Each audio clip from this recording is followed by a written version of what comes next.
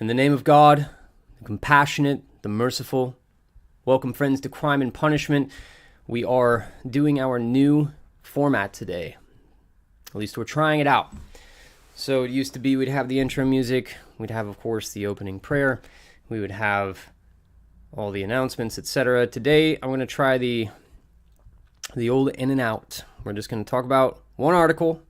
I'm going to get through it in 15 minutes tops. We're going to be out of here by 10:30 this morning. I do have work, so that's why we're trying the new format. I was going to probably put this off forever until yesterday. I posted something in the men's chat at my church saying, hey, by the way, today is my 2-year anniversary at this church, which shall not be named. Thanks for not trespassing me, guys, because that has happened before at churches, believe it or not. And somebody responded with, hey, when are you doing the new format for Crime and Punishment? And I said, wait, how do you know about this? How does anyone at the church know that I do Crime and Punishment? I've been flying under, at least trying to fly under the radar this whole time, and apparently I did not do such a good job. So I said that I would start today. So here we are. I'm forcing myself to start the new format today, and we're already 2 minutes in without even starting this article. The article today is from the ABA Journal. By the way, thanks again for not trespassing me from the church. The family likes it there very much. ABA Journal. That's the Journal for the American Bar Association, which is, well, used to be the model for all lawyers across the country, and now it's kind of turned itself into a leftist joke. I'm not a member of the ABA, so I can say that. I really don't care what the ABA thinks about me. The title of this article is Girl Scout's Mom is Ousted from Rockettes Show After Facial Recognition IDs Her as Lawyer and Banned Law Firm. Now, as headlines go, that's horrible. It is so convoluted. There are so many words. There are so many ideas in this headline that I feel you need to be of college age reading level to understand what's being said here. But basically, what happened is this. Lady goes to Radio City Music Hall in New York City. Doesn't even live in New York. She's from New Jersey. Goes to New York with her daughters for a show at Radio City Music Hall, which you might remember from The Godfather, Part 1. Now, she gets there. She knows that she's not supposed to be there because her law firm, she's a lawyer, her law firm has sued Radio City Music, not even Radio City Music Hall, excuse me. It's a restaurant that's owned by the same company that owns Radio City Music Hall. She sued that restaurant, and she's not even involved in the lawsuit. This just gets better and better and better.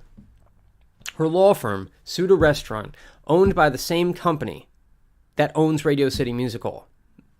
That company has banned all lawyers from that law firm from going to Radio City Music Hall. She knew about it, knew she wasn't supposed to be there. Apparently, just whatever. They don't know me. I'm not involved in the lawsuit. I'm just going to go there.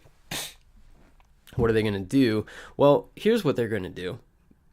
They're going to arm their security staff with facial recognition software. And they're going to put you in it because you're a member of that law firm. And they're going to ban you. This is so just illustrative of the entire thing going on right now. After Charlottesville, you might recall, how could you not recall, everybody who was even accused of going to Charlottesville, even accused of planning to travel there, even if they didn't show up, all of their accounts were banned. Uber, banned. I think Baked Alaska was like kicked out of his Uber on the way there in the middle of the street. Airbnb, your account is banned if you're accused of having planned to travel to Charlottesville. PayPal, obviously. Social media, obviously, we all know that. Everybody was banned, and everybody thought, well, these are Nazis. After all, who cares? You want social media? Don't be a Nazi.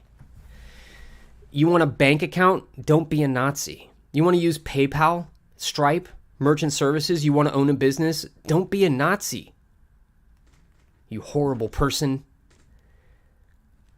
It wasn't long until they started saying, well, if people support Russia, we should ban them from banking.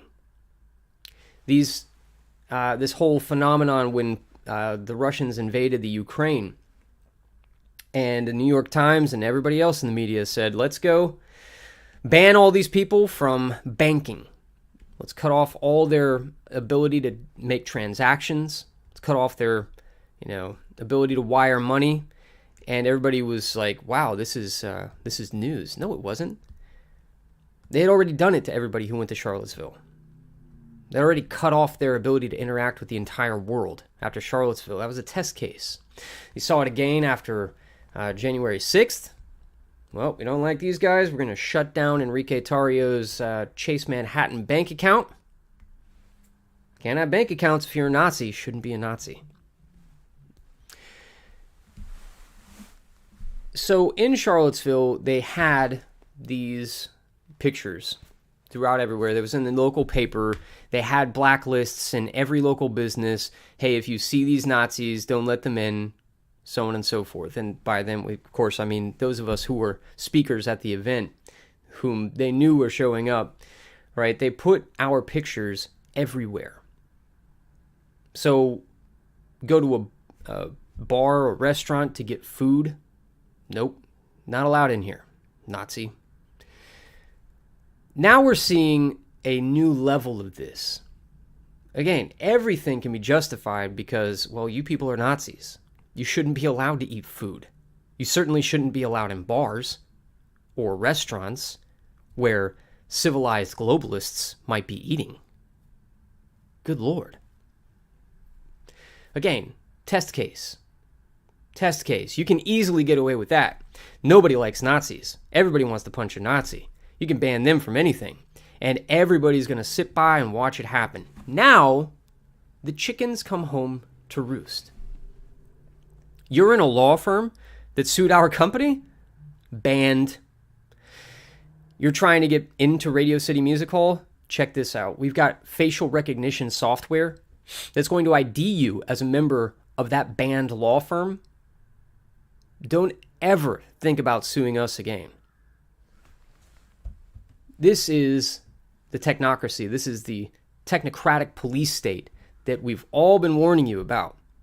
But of course, just slide it in. These are Nazis. These are Nazis. They have no rights. They're horrible people. Shouldn't be a Nazi. Until they perfect the system, and now it's everybody. This was corporate America all along, like we told you. A New Jersey mom taking her daughter to see a show featuring the Rockettes as part of a Girl Scouts field trip was recently ousted from the Radio City Music Hall because facial recognition technology identified her as a lawyer at a law firm that sued a related venue. The lawyer, whose name I will not mention, is an associate at Davis, Saperstein, and Salomon in New Jersey, which has sued a restaurant owned by Radio City owner, the Madison Square Garden Entertainment Corp. She told NBC New York that a security guard stopped her in the Radio City lobby when she was there the weekend after Thanksgiving. They knew my name before I told them. They knew the firm I was associated with before I told them. And they told me I was not allowed to be there, she told NBC New York. She waited outside while her daughter saw the show. She said she is not personally involved in cases against Madison Square Garden Entertainment, and she doesn't practice in New York. She told NBC New York that the experience was embarrassing and mortifying. Was it? Now, I don't know this lady. I've never interacted with her. I don't know her politics, but I'd say statistically speaking, it's fair to assume that a New Jersey lawyer working for a big law firm, you can probably guess which side of the fence she's been on these past 5.5 years that we've all been dealing with this. Now, what's really interesting about this case is, like she says, she doesn't work in New York. She's not licensed to practice law in New York, from what I understand. She only practices law in New Jersey. She crossed the water, went to Radio City Music Hall for a field trip for the Girl Scouts. and a New York company is telling her, you are not allowed to be here. The implications of that are, this is not just intra-state. This is interstate. This can be done nationwide. Let's say you have, like when I was a kid, right? We had ROTC field trips. We went from here in Orlando. I went to Boone. Go Braves. We went from here in Orlando to Virginia, to a naval base, right? We went all over, but I remember that for whatever reason. Went to a naval base. Imagine you're a parent on that field trip chaperoning. You go all the way to Virginia, and the restaurant that everybody's going to, they've got facial recognition software, and they say, we don't care that your son is in the JROTC. We don't care that you drove all the way here from Florida. You are part of a law firm that sued our company, and you are not allowed in here. Or, you're a Nazi, and facial ID recognition has outed you as a Nazi. We have you on the blacklist. You can go eat somewhere else. But of course you can't, because 10 years from now, everyone will have this software, and you'll be banned from everything. Imagine you drove from Florida on the bus. You didn't drive, but you're riding from Florida to the naval base in Virginia, and you get there, and part of your duty as a chaperone is to go to the movie with all these kids after the visit to the naval base is over. You go to the movie theater, security stops you and says, excuse me, but I noticed that you are part of this group that we don't like. You're not going to be allowed in here. Can you imagine the disruption to interstate commerce that this is going to provide? And there are going to be so many people in Congress, probably close to all of them, who are going to be on board with this. The libertarians are going to say, well, companies can do what they like. They're corporations.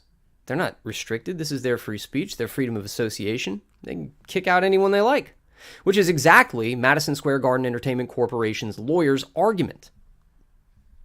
In fact, it's not even the lawyers. It's MSG Entertainment themselves. They sent this statement to NBC New York. MSG instituted a straightforward policy that precludes attorneys pursuing active litigation against the company from attending events at our venues until that litigation has been resolved. While we understand this policy is disappointing to some, we cannot ignore the fact that litigation creates an inherently adverse environment. All impacted attorneys were notified of the policy, including Davis, Saperstein, and Solomon, which is notified twice. You can imagine that saying, MSG instituted a straightforward policy that precludes Nazis, white supremacists, fascists, MAGA Trump Republicans from attending events at our venues until they change their political persuasion. While we understand that this policy is disappointing to some, we cannot ignore the fact that MAGA Trump supporting Republicans, trad Catholics, and fascists create an inherently adverse environment that would be offensive to the majority of our customers. All impacted persons were notified of the policy via newspaper, the New York Times, of course, and many of them were notified twice. You're like one step away from that. It's not, in the realm of fiction or science fiction anymore.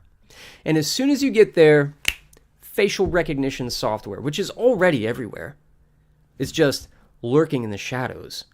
And now it's come to light because this happened to a lawyer. This is time from White Tie, everybody. But this is one story before I run out the door from White Tie that I repeat all the time. The story of the Magna Carta.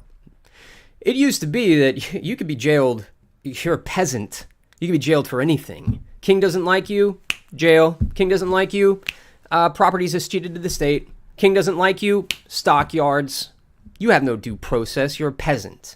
But when the king started doing this to the lawyers, to the noblemen who had rights, how dare you? How dare you take my property without due process of law? How dare you imprison my cousin, the Earl of whatever shire? That's when the nobles said, all right, that's enough of that. We need to put some limits on this king and all future kings, because this is out of control. We can't have some absolute monarch telling everybody what's what. And they didn't care when it was happening to the peasants. Just like the lawyers from, what is this, Davis, Saperstein, and Salomon didn't care when this was happening to Nazis. Now that it's happening to their own lawyers, well, of course, it's fit for the ABA Journal and NBC News. Till tomorrow, everybody.